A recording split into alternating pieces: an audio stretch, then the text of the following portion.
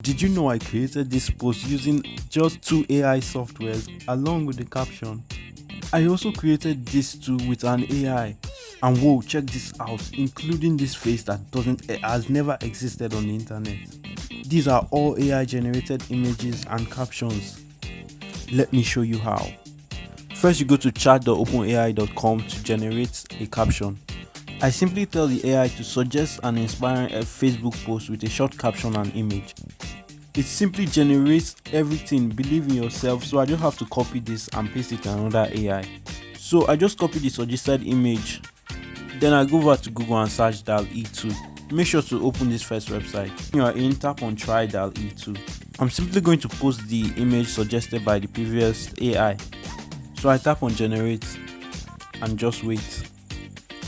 Whoa, it's done generating. So I just have to download this image and copy the text and post it on my Facebook page. So follow for more tips.